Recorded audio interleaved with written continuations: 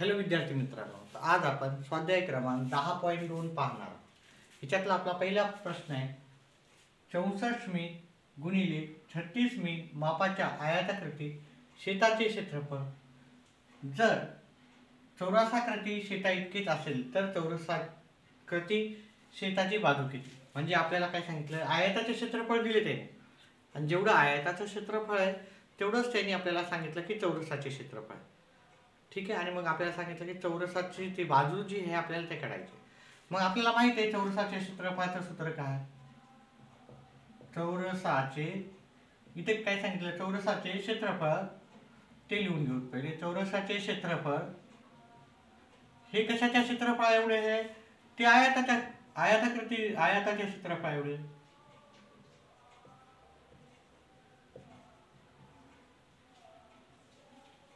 चौरसाचे क्षेत्रफळ आणि आयताचे क्षेत्रफळ इथं ते म्हणजे तेवढंच आहे, तितकीच म्हणजे तेवढंच म्हणजे त्याच्या एवढीच आहे. म्हणजे जेवढं चौरसाचे असेल तेवढंच आयताचं आहे.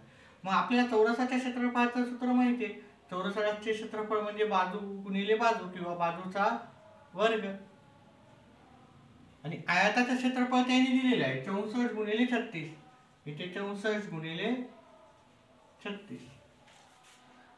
आता आपण एक गोष्ट जर पाहिली, हा 64 कशाचा वर्ग आहे, 64 हा 8 चा वर्ग आहे आणि इथं गुणाकाराचं चिन्ह आहे.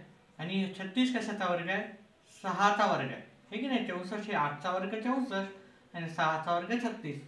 आणि इथे जे बाजूचा वर्ग आहे जसाला तसा घेऊ, बाजूचा वर्ग. आता तुम्ही नीट लक्ष देऊन याला पाहिलं तर इथे पण याचा वर्ग आहे, 8 चा पण वर्ग आहे, 6 चा पण वर्ग आहे. मग आपण काय करू शकतो, वर्गमूळ काढून घेऊ शकतो. सगळ्यांच्या डोक्यावरचे 2 काढू शकतो. तर वर्गमूळ घेऊन इथं सगळ्यांचे वर्गमूळ घेतले म्हणजे डोक्यावरचे 2 सगळ्याच्या काढले. इथं फक्त उरती बाजू बरोबर. इथं ह्या 8 च्या डोक्यावरचे 2 काढले, इथं फक्त 8 उरते. 6 च्या डोक्यावरचे 2 काढले, इथं किती उरते, 6. 6 गुणिले 8 आपलं उत्तर येणार आहे 48. मग 48 हे उत्तर पर्याय क्रमांक बी मध्ये आपल्याला भेटून जाईल.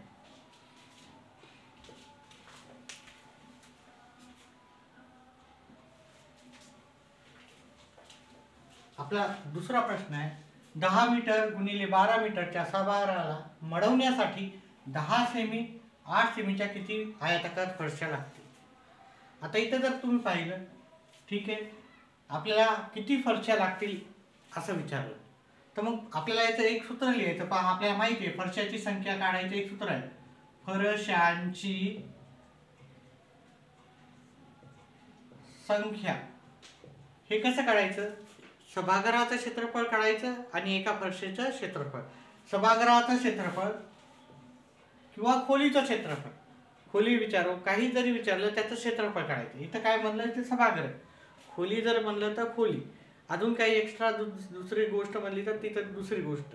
तर ज्याचं आपल्याला क्षेत्रफळ विचारलं त्याचं क्षेत्रफळ इथं लिहायचं. इथं सभागृह म्हणलं म्हणून मी सभागृहाचं क्षेत्रफळ म्हणतो. खोली म्हणलं तर खोली लिही.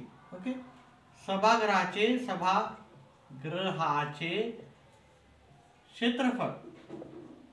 क्षेत्रफळ मी फक्त शे लिहितो.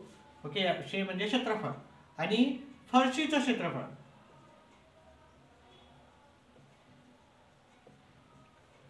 सभागृहाचं क्षेत्रफळ आणि फरशीचं क्षेत्रफळ. आता जर सभागृहाचं क्षेत्रफळ पाहिलं तर 12 गुणिले 10 12 मीटर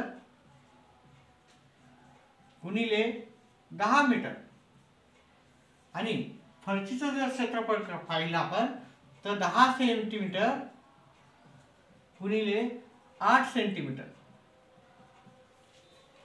आता पहा, मग आता इथून काटाकाटी करायची का आपल्याला, नाही करायची. पहा, प्रश्न नीट समजावून घ्यायचा आणि केला तर आपल्याला फार सोपं जातं. इथं जर तुम्ही एक थोडंसं लक्षपूर्वक पाहिलं तर इथं याचं जे आहे ते 12 मीटर गुणिले 10 मीटर म्हणजे सभागृहाचं क्षेत्रफळ बघितलं 12 मीटर, हे मीटरमध्ये आणि हे खाली जे फरशीची जे आकारमान आहे ते सेंटीमीटरमध्ये. मग आपल्याला डायरेक्ट काटाकाटी करता येत नसती तशी. एक तर आपल्याला काय करावं लागेल, याला सेंटीमीटर मध्ये कन्वर्ट करायचं, नाही तर याला मीटर मध्ये आपल्याला त्याला लिहायचं. मग आपण याला काय करूता, याला आपण सेंटीमीटर मध्ये करूता. पहा 1 मीटर म्हणजे किती राहते, 1 मीटर म्हणजे 100 सेमी. 2 मीटर म्हणजे किती राहते, 200 सेंटीमीटर. 3 मीटर म्हणजे किती राहते, 300 सेंटीमीटर. मग 12 मीटर म्हणजे किती असणार, 12 मीटर म्हणजे किती असणार, मग 12 लिहायचे, 1200 सेंटीमीटर. तसंच 10 मीटर म्हणजे किती असणार, 10 मीटर म्हणजे किती असणार, 1000 सेंटीमीटर म्हणजे 1000 सेंटीमीटर. पहिले आपल्याला दोन्हीला पण एकाच मापामध्ये, समान मापामध्ये लिहावं लागेल. 1 मीटर मध्ये 1 सेंटीमीटर, आपण त्याचं कंपॅरिझन, त्याचं उत्तर काढू शकत नाही. मग मी काय केलं, हे 12 मीटरला काय केलं, 1200 सेंटीमीटर असं लिहिलं. आणि 10 मीटरला मी काय करतो, 1000 सेंटीमीटर लिहितो. हे की नाही, 10 सेंटीमीटर गुणिले 8 सेंटीमीटर, हे जे खालचं आहे मी जशाला तसं लिहिलं. आता बघा हे सेंटीमीटर सेंटीमीटर कटून जातात फरशाची संख्या काढताना. मग आता इथे एक 0 गेला, इथंचा एक 0 गेला. तुम्ही ह्या 8 न ह्या 1200 ला भाग दिला, 1200 ला भाग दिला तुम्ही 8 न, ठीक आहे. इथं असा तुम्ही 120 ला 8 न भागाकार दिला, 8 1 8 उरले 4, हे 0 घेतला इथं, 8 पंचे 40. मग इथं किती उरलं, याचं उत्तर द्यायला 8 न 120 ला भाग दिला तर आपले 15 येतात, गुणिले 1000 दशाला तसे. म्हणजे त्या दोघांचा जर तुम्ही गुणाकार केला, 15 गुणिले 1000, 15 गुणिले 1000 आपलं उत्तर येईल 15000. म्हणजे आपल्या एकूण फरशाची किंमत किती लागतील, आपल्याला एकूण फरशा लागतील 15000, जे पर्याय क्रमांक बी आपलं उत्तर राहणार आहे.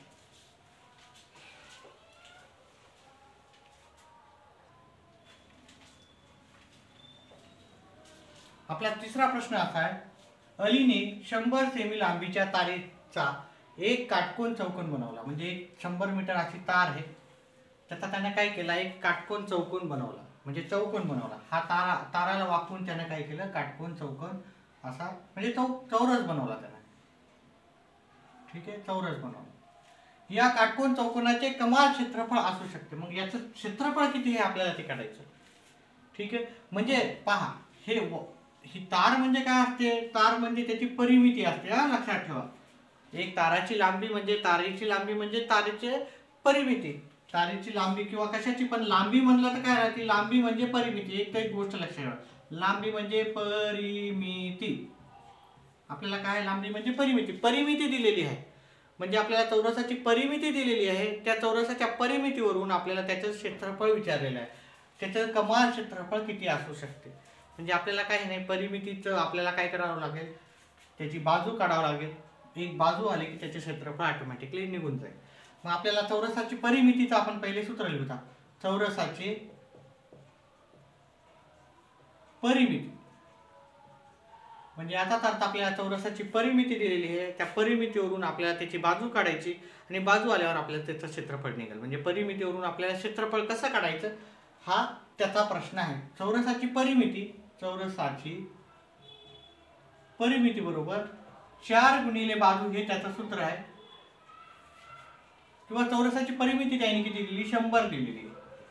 किती दिली आहे, 100 सेंटीमीटर सेमी दिलेली आहे. चौरसाची परिमिती 100 दिली. आणि चौरसाच्या परिमितीचं जर सूत्र पाहिलं आपण, 4 गुणिले बाजू. आता हे 4 गुणिले बाजूच म्हणजे आपलं हे 100 आपल्याला त्याचं असणार. मग काय करायचं, हे इथं गुणाकाराचं इकडे जाऊन ते काय होते, भागाकाराला जाते. बाजू बरोबर 100 भागिले 4. 100 ला 4 न भागितलं तर आपलं उत्तर येते 25. आता त्याच्या पुढची स्टेप काय करायची पहा. त्याची आपल्याला बाजू आलेली, याची बाजू किती आलेली आहे आपल्याला, 25 सेंटीमीटर. प्रत्येकाची बाजू किती आली, 25 सेमी. इथं पण 25 सेमी, इथे पण 25 सेमी. हा तार जर बघितला ना, इथून एवढा आहे की ना, 25 25 25 25, ह्या तारेची जर लांबी बघितली तर ही 100 झाली आहे की नाही आपल्याला. मग आपल्याला त्याचं क्षेत्रफळ जर याचं ह्या पूर्ण भागेचं क्षेत्रफळ काढायचं असेल, हे पूर्ण क्षेत्रफळ मग आपल्याला काय करावं लागेल, चौरसाचे क्षेत्रफळ, त्याचं सूत्र लिहायचं, चौरसाचे क्षेत्रफळ बरोबर काय ते बाजू गुणिले बाजू किंवा बाजूचा वर्ग, दोन्हीपैकी एक कोणतं पण सूत्र लावायचं, बाजू गुणिले बाजू किंवा बाजूचा वर्ग. आता इथे बाजू गुणिले बाजू लिहिलं मी, बाजू किती आली आपली 25 आलेली आहे, म्हणजे 25 गुणिले 25 आपल्याला लिहायचं. आणि जर तुम्ही 25 गुणिले 25 असा गुणाकार केला याचा तर ते उत्तर येते 625. आणि जे 625 जे आपल्याला पर्याय क्रमांक 4 मध्ये आपल्याला उत्तर भेटून जाईल. लक्षात ठेवा, ते 625 जर दोन उत्तर दिले, इथं सेमी दिलं आणि चौसेमी, तर याचं उत्तर चौसेमी राहते, चौरस सेंटीमीटर. परिमितीचं सूत्र राहते, परिमिती जेव्हा आपण काढतो, लक्षात ठेवा परिमिती जेव्हा काढतो, परिमिती तर फक्त त्याचं सेंटीमीटर मध्ये उत्तर राहते. कशामध्ये राहते, सेंटीमीटर. आणि क्षेत्रफळाचं जेव्हा आपण उत्तर काढतो आपण क्षेत्रफळ, तर त्याला चौरस लिहायचं, चौरस किंवा त्याच्या डोक्यावर 2 लिहायचे. लक्षात ठेवा हे चौरस सेंटीमीटर.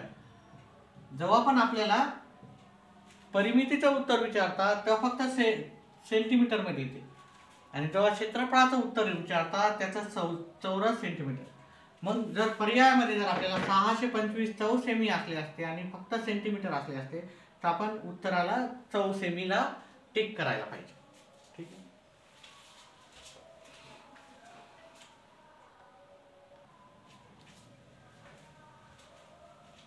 आपला चौथा प्रश्न असा आहे, एका चौरसाकृती जमिनीच्या तुकड्याची परिमिती 160 मीटर आहे तर त्याचे क्षेत्रफळ काढायचे.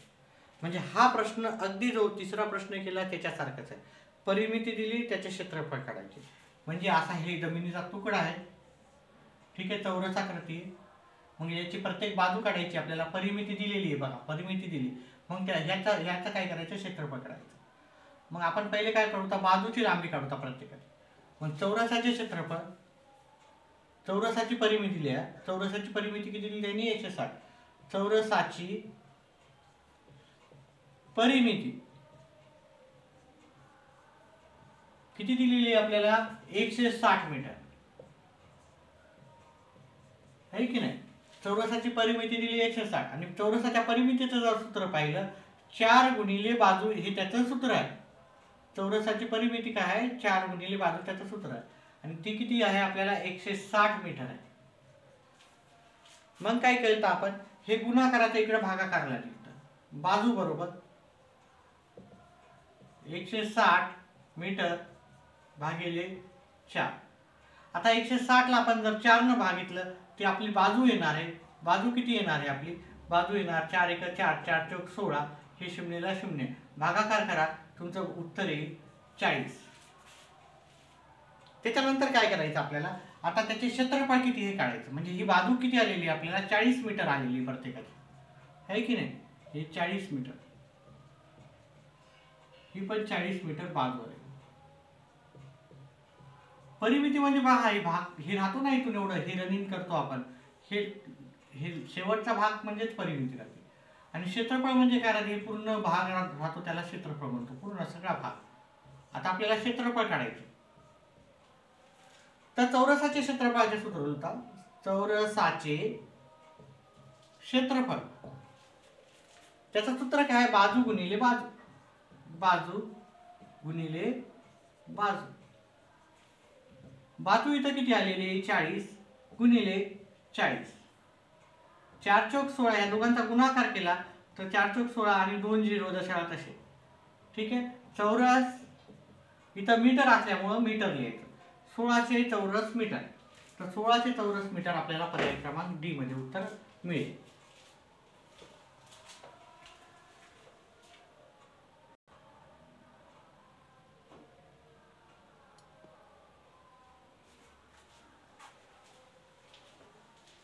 आपल्याला पुढचा प्रश्न सांगितले विचारलेला आहे,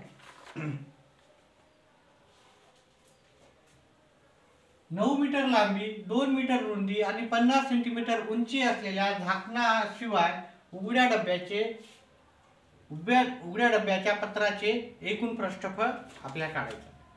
किती असेल ते काढायचं. मग हा डब्बा आहे समजा, आता हे फाईल तुम्ही, ही लांबी राहते त्यांची, ही लांबी किती आहे 9 मीटर, रुंदी ही राहते, ही किती आहे 2 मीटर, आणि उंची किती आहे, सॉरी रुंदी कोणती राहणार, ही रुंदी राहणार, ही रुंदी राहणार 2 मीटर, आणि उंची किती आहे ही 50 सेंटीमीटर. आता हे थोडंसं वाटत असेल ही जास्त आहे, पण ही कमी आहे. ठीक आहे, त्यांनी सांगितलं त्याप्रमाणे ही उंची झाली. ठीक आहे, उंची अशी झाली 50 सेमी, इथे 50 सेमी, ही 2 मीटर आहे रुंदी, 2 मीटर. ठीक आहे, हे 9 मीटर आहे. आता आपल्याला काढायचं आहे, आपल्याला फक्त पहा हे वरच्या साईडला काहीच नाही, बाकी सगळ्याचं आपल्याला काय करायचं, प्रश्नफळ काढायचं, सगळ्याचं काढायचं, हे सगळ्याचं काढायचं. ठीक आहे, मग याचं आपल्याला काय पहा, याचं एक सूत्र आहे. ठीक आहे, याचं सूत्र आहे, लक्षात ठेवायचं. पत्राशिवायचं सूत्र काय आहे आणि पत्रासोबतचं सूत्र काय. पत्रासोबतच्या सूत्रामध्ये आपल्याला काहीही मायनस करायची गरज नसते, आणि पत्राशिवायच्या याच्यामध्ये आपल्याला मायनस करायची गरज नसते. म्हणजे झाकणाशिवाय जर असाल तर काही गोष्टी मायनस करायच्या, तर ते कसं करायचं पहा. आता याचे एकूण पृष्ठफळ डब्याचे, याला इष्टिका चित्ती म्हणतात, डब्याचे एकूण पृष्ठफळ, आणि हे सूत्र कधी वापरायचं ते लक्षात ठेवा. लांबी, रुंदी आणि उंची दिली तरच वापरायचं, नाही तर नाही वापरायचं. झाकणाशिवाय,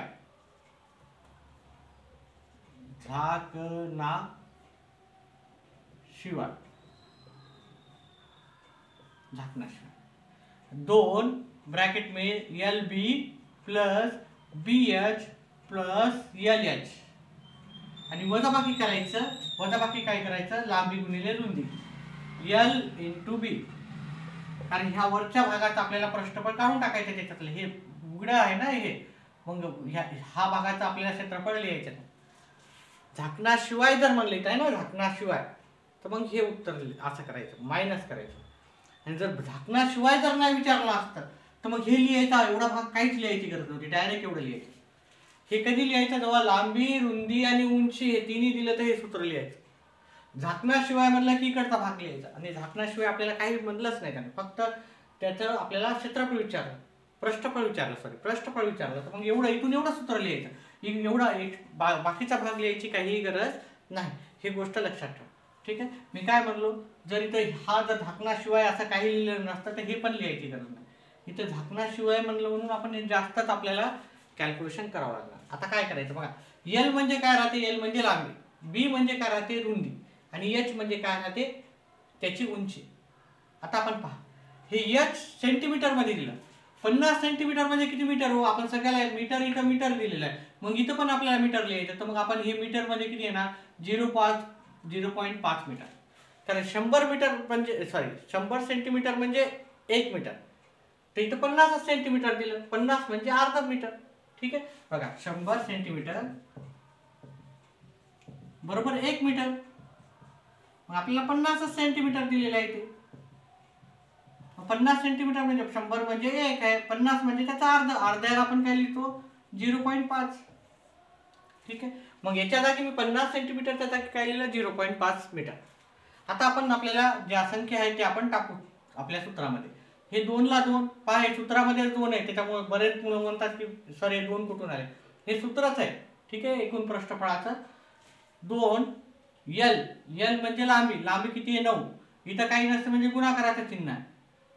उंची, रुंदी 2, 9 गुणिले 2 प्लस 2 रुंदी 2, B म्हणजे रुंदी. पहा, L म्हणजे लांबी, लांबी म्हणजे L, लांबीला काय म्हणतो आपण, लांबीला आपण L म्हणतो, रुंदीला आपण B म्हणतो, आणि उंचीला आपण काय म्हणतो H म्हणतो. हे सूत्रामध्ये आपल्याला सगळं लिहायचं. ठीक आहे, त्याच्या जागी H च्या जागी आपण 0.5 लिहू, झालं नाही सूत्र आपलं. प्लस L च्या जागी काय लिहूता आपण, L च्या जागी काय लिहूता, लांबी 9 गुणिले H च्या जागी काय लिहूता 0.5, वजा हे लांबी गुणिले रुंदी, लांबी किती आहे 9 गुणिले रुंदी किती आहे 2. आता आपल्याला हे सगळं सॉल्व करायचं. ठीक आहे, इथं 2 ब्रॅकेट आहे ते पहिले सॉल्व करायचे, आणि ब्रॅकेट मध्ये आपल्याला पहिले गुणाकार सॉल्व करायचा. काय करायचा, गुणाकार करायचा, बेरीज वजाबाकी करायची नाही. हे 2 जशा तसे, हे 9 दोन्ही 18 प्लस याचा दोघांचा गुणाकार केला तर 1 येते, ह्या दोघांचा गुणाकार केला तर 4.5 येते आणि वजाबाकी LH लिहा, LH लिहा, L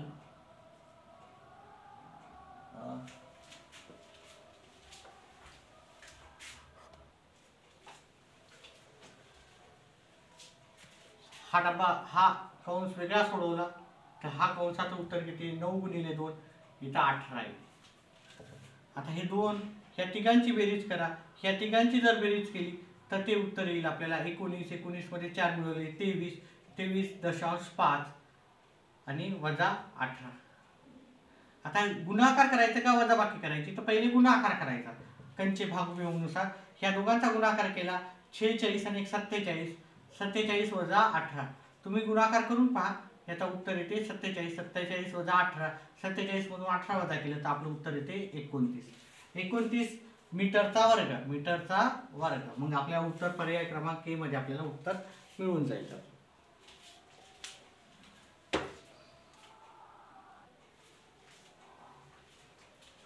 आपला पुढचा प्रश्न आहे, फरशाचाच प्रश्न आहे, फरशी आणि खोली.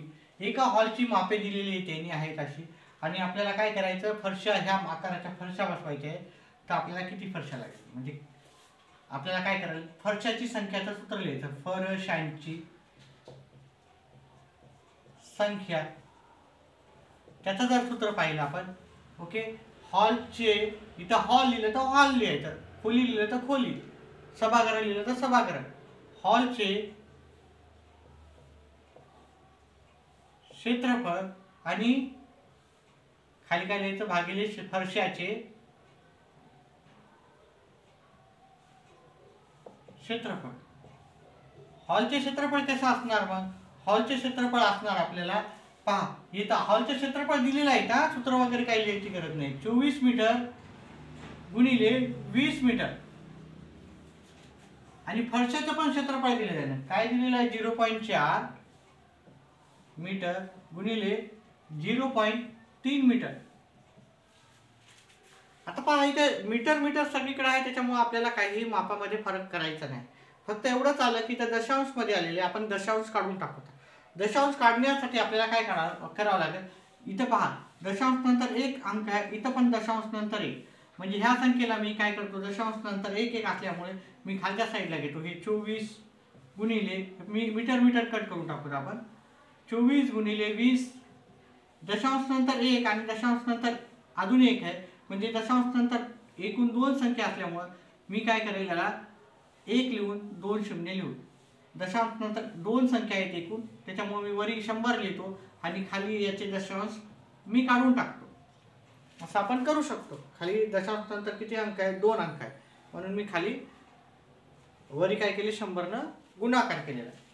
हे 4 एक 4, 4 सख 24, 3 एक 3, 3 दोन्ही 6, म्हणजे 4 न 24 ला भागितले 6 आले. मग 6 ला मी काय केलं, 3 न भागितले, 3च्या पाड्यात 6 हे 2 नंबरला येतात. मग आपलं उत्तर काय येणार, 2 गुणिले 20 गुणिले 100, 2 गुणिले 20 गुणिले 100, 2 गुणिले 20 40 येते, आणि याचा सगळ्यांचा गुणाकार केला, या दोघांचा पहिले गुणाकार करायचा, 40 येतो 100, मग उरलेल्या दोघांचा गुणाकार केला तर उत्तर येते आपला 4000. 4000 फरशी आपला पर्याय क्रमांक बी असणार आहे.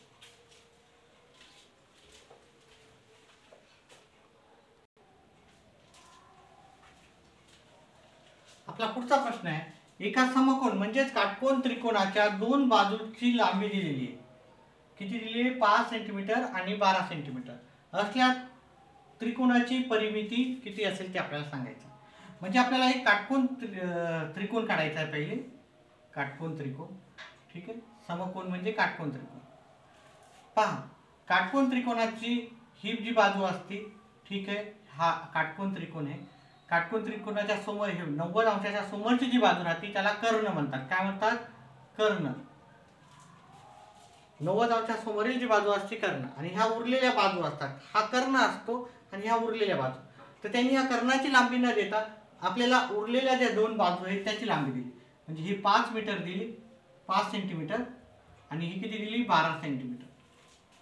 आणि आपल्याला विचारलं काय, क्षेत्रफळ न विचारता त्याने आपल्याला परिमिती. परिमितीचं सूत्र काय राहते, परिमिती राहते सर्व बाजूंची बेरीज. परिमिती काय राहते, परिमिती बरोबर आपलं सूत्र राहते सर्व बाजूंची बेरीज. आणि इथे आपण सर्व बाजूची बेरीज केली तर इथे 12 येते एक, आणि इथं 5 येते. आणि आपल्याला तिसरी बाजू दिलीच नाही. आपल्याला तिसरी बाजू दिली का नाही, म्हणजे आपल्याला पहिले कर्णाची बाजू, कर्ण हा शोधावा लागेल, कर्णाची लांबी किती ती शोधावं लागेल. कर्णाची लांबी आली की आपल्याला त्याचं उत्तर भेटून जाईल. पण कर्ण नाही दिला तर कर्णाची लांबी कशी काढायची. आता आपल्याला माहित आहे काटकोन त्रिकोणामध्ये किंवा काटकोन त्रिकोणामध्ये कर्ण वर्ग बरोबर उरलेल्या बाजूंच्या वर्गाची बेरीज. म्हणजे एका बाजूचा वर्ग, बाजू 1 चा वर्ग आणि बाजू 2 चा वर्ग, उरलेल्या बाजूंच्या वर्गाची बेरीज. असं सूत्र काय राहते, कर्ण वर्ग बरोबर कर्णाचा वर्ग बरोबर उरलेल्या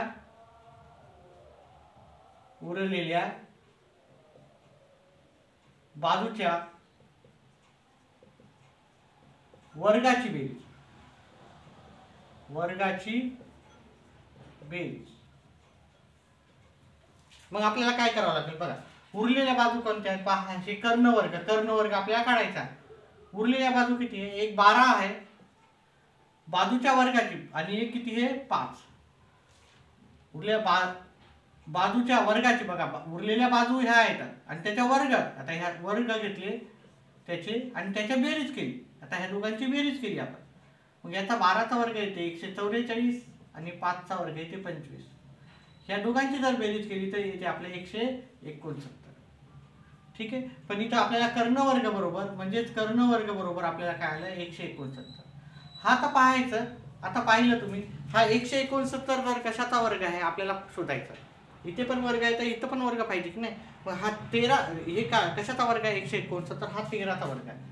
हा कितीचा वर्ग आहे 13चा वर्ग. म्हणजे कर्ण वर्ग बरोबर आपल्याला 13चा वर्ग भेटतो. आता दोन्ही बाजूचे वर्गमूळ काढले आपण. वर्गमूळ काढून वर्गमूळ काढले. ठीक आहे. याचा पण डोक्यावरचे 2 काढले, याच्यावरचे पण डोक्याचे 2 काढले, तर आपला कर्ण जो येईल, कर्ण येईल, कर्णाच्या डोक्यावरचे 2 काढले, 13च्या डोक्यावरचे 2 काढले. ठीक आहे. इथं 13 म्हणजे आपला कर्ण काय आला, कर्णाची लांबी किती आली 13. पहा, परिमिती काढायची आपल्याला त्रिकोणाची, तर सर्व बाजूंची बेरीज करायची. आपण पहिलेच लिहून ठेवलेलं आहे. म्हणजे ही पहिले 12 आणि हे 5 होतं. हे आपल्याला हे काढायचं होतं, जे की आपण त्याची लांबी काढून टाकली. लांबी आपली 13 आली.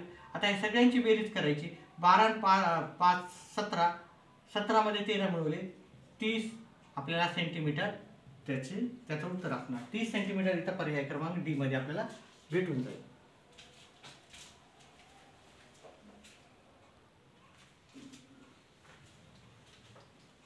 पहा, इथे एक प्रश्न दिला, एका हॉलची लांबी आणि रुंदी 23 मीटरची तफावत आहे.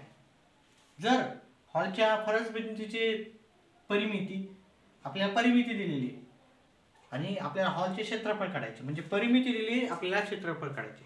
इथे एक गोष्ट लक्षात द्या की इथं लांबी पण नाही दिलेली, रुंदी पण नाही दिली. आपल्याला कसं काढायचं पहा. आपल्याला माहिती आहे लांबी आपण काय मानू, लांबी आपण ए मानू, सॉरी आपण काय करूता रुंदी काढूता. रुंदी बरोबर आपण ए मानूता. हॉलची रुंदी काय आहे आपण ए मानली, मग त्याची उंची काय असणार, सॉरी हॉलची लांबी किती असणार. लांबी आणि रुंदीचा फरक जो आहे ना तो 23चा आहे. म्हणजे लांबी जास्त मोठी असणार आहे. बघा इथं लांबी जास्त मोठी आहे रुंदीपेक्षा. याचा चिन्ह आहे लांबी मोठी आहे रुंदी लहान आहे.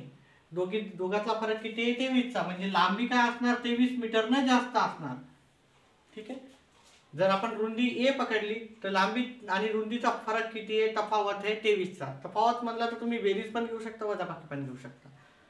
ठीक आहे. तर मग मी काय केलं, नाही तर आपण असं करूता. ठीक आहे. तफावत म्हणजे वजाबाकी, नाही तर तुमचं अजून काहीतरी वेगळंच व्हायचं. ठीक आहे, आपण लांबी पकडूता, लांबी इथे पाहूता, लांबी ए घेऊता, म्हणजे आपल्याला रुंदी किती घेईल, तफावत म्हणजे वजाबाकी, 23 ने लहान असणार, ठीक आहे, 23 ने लहान असणार, तफावत म्हणजे आपल्याला माहिती आहे, तफावत म्हणजे वजाबाकी, ठीक आहे, नाही तर मी तर वजाबाकी तरी तर तफावत म्हणलेलं आहे, मी बेरीज घेईल. तर तुम्ही काय हे गृहीत धरता त्याच्यावर ते सगळं अवलंबून राहते. जर तुम्ही गृहीत कशा प्रकारे गृहीत धरलं त्याच्यानुसार, जर लांबी जर घेतली तर लांबी नेहमी मोठी राहते, तफावत म्हणजे वजाबाकी. जर तुम्ही रुंदी जर घेतली तर लांबी त्याच्यापेक्षा मोठी राहते, मग आपल्याला प्लस घ्यावं लागणार. चला ठीक आहे, आता पहा, लांबी आणि रुंदी आपल्याला माहिती आहे, लांबी आपण ए गृहीत धरली आणि रुंदी त्याच्यामधली तफावत ए आहे 23 म्हणजे ए वजा 23 असणार. आता आपल्याला परिमिती दिलेली आहे, पहा परिमितीचं सूत्र लिहा. परिमिती लांबी 2 कंसात लांबी प्लस रुंदी, है की नाही, मग 2 ला 2 लिहिले. परिमिती दिलेली आहे, परिमिती किती दिलेली आहे आपल्याला, 106, 206. थोडं हळू छोटं छोटं लिहितो कारण आपल्याला उत्तर सगळं मावायचं. लांबी आपल्याला किती आपण गृहीत धरली ए, रुंदी किती घेतली ए वजा 23, मग हे 2 गुणाकाराचे इकडे भागाकारला नेऊन 206 भागिले 2, ए ने किती झाले हे 2a वजा 23 ला वजा 23. आता हे तुम्ही कॅल्क्युलेट केलं तर 103 येतात. कॅल्क्युलेशन 206 ला 2 भागितलं तर 103 येते. 103 हे 2a हे वजा 23.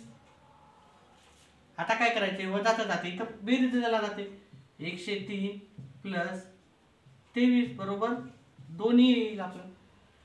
म्हणजे आपण ह्या दोघांची जर बेरीज केली तर किती येणार, 126 बरोबर 2a.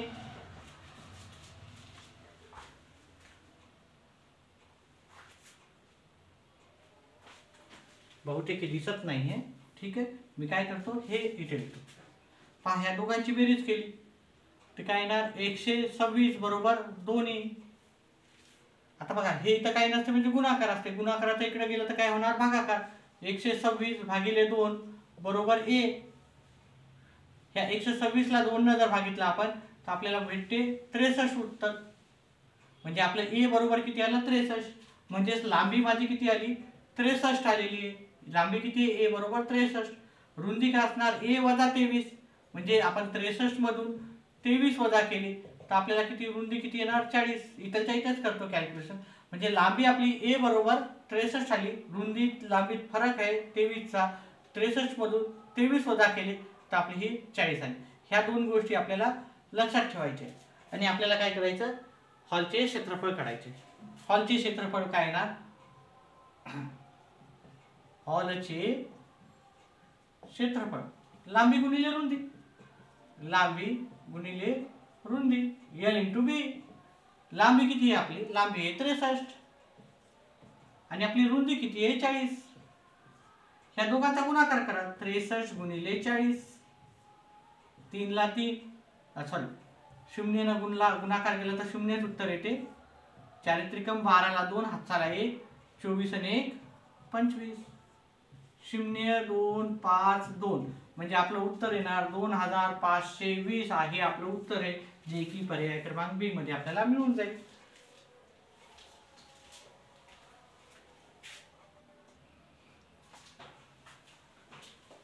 आपला पुढचा 9वा प्रश्न असा आहे, 15 मीटर लांबीच्या एका खोलीचे फरसबांधीचे 15 सेंटीमीटर आणि 12 सेंटीमीटर आकाराच्या 7500 टाइल्स लागतात, तर खोलीची रुंदी किती आहे. आपल्याला खोलीची रुंदी दिली नाही, मग खोलीची रुंदी कशी काढायची, अतिशय सोपा, ठीक आहे. ओके, इथं आपल्याला बघा, इथं टाइल्स म्हणजे फरशा, तर आपल्याला फरशाची संख्या आपल्याला काढायचं जे सूत्र आहे तेच आपल्याला इथं लावायचं. मग फरशाची संख्या आपल्याला सूत्र त्याचं काय आहे, फरशाची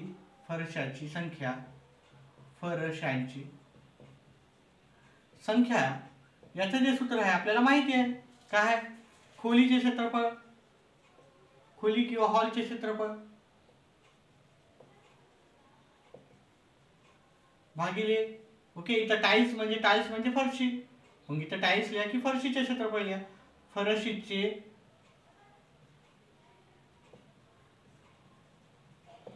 क्षेत्रफळ. ठीक आहे. खोलीचे क्षेत्रफळ भागिले फरशीचे क्षेत्रफळ. खोलीचे क्षेत्रफळ काय आहे दिलेलं आहे पहा. खोलीचे क्षेत्रफळ आपल्याला माहिती आहे, लांब खोलीची लांबी खोलीची रुंदी. तर खोलीची लांबी दिलेली आहे आपल्याला 15 मीटर. खोलीची रुंदी आपल्याला माहिती नाही, तर रुंदी आपण रुंदीच्या जागी रुंदी लिहूता. ठीक आहे. आणि फरशीचे क्षेत्रफळ दिलेले आहे ते 12 सेमी 15 सेमी गुणिले 12 सेमी दिलेले आहे. आणि एकूण आपल्या ज्या टाईल्स आहेत त्या दिलेले 7500.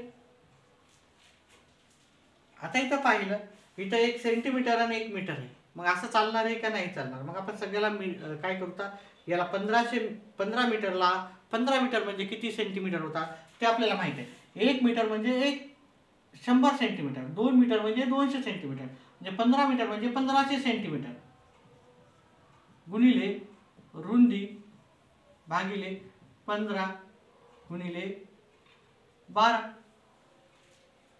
हे किती आहे, 7500. मग हे जे इथे खालच्या साईडला आहे ह्याला म्हणतात भागाकारला, ते नेहरूत आपण गुणाकारला. आणि जे वरच्या साईडचे त्याला आपण एका जागी राहू, वरच्या साईडचे आपण खाली नेऊ. म्हणजे 7500 गुणिले 15 गुणिले 12 आणि जे वरचे आहे ते आपण खाली नेऊ. ठीक आहे. म्हणजे आपण खालचे नेले वरच्या साईडला, वरचे नेले खालच्या साईडला. म्हणजे भागाकाराचे नेले गुणाकाराला, गुणाकाराचे नेले भागाकारला. याला म्हणतात आपल्याला रुंदी. इथं जर तुम्ही पाहिलं, हे 2 0 गेले, इथंचे 2 0 गेले, हे 15 कटले, हे 15 कटले, उरले किती आपल्याला 75 गुणिले 12 बरोबर आली आपली रुंदी. मग आपण 75 गुणिले 12 करायचं. 75 गुणिले 12 तर हे उत्तर येईल आपलं 0. हाताला 1, 14 1 15 0 हे 75 0 0 9. म्हणजे आपल्याला हे सेंटीमीटर 900 सेंटीमीटर उत्तर आलं. आपल्याला रुंदी किती आली, आपल्याला उत्तर रुंदी बरोबर आलं. बघा ह्या दोघांचा गुणाकार केला, रुंदी बरोबर आलं 900 सेमी. 900 सेमी म्हणजे काय, 1 सेमी म्हणजे 100 सेमी म्हणजे 1 मीटर. मग 200 सेमी म्हणजे 2 मीटर. म्हणजे 900 सेमी म्हणजे किती उत्तर असणार आपलं 9 मीटर. आपल्याला पर्याय क्रमांक ए चं उत्तर आलं. ठीक आहे. अशा प्रकारे सोपं आहे, का अवघड नसतात खोल्याचे, फक्त एकदम व्यवस्थितपणे करायचं म्हणजे तुम्हाला उत्तर भेटून जाते.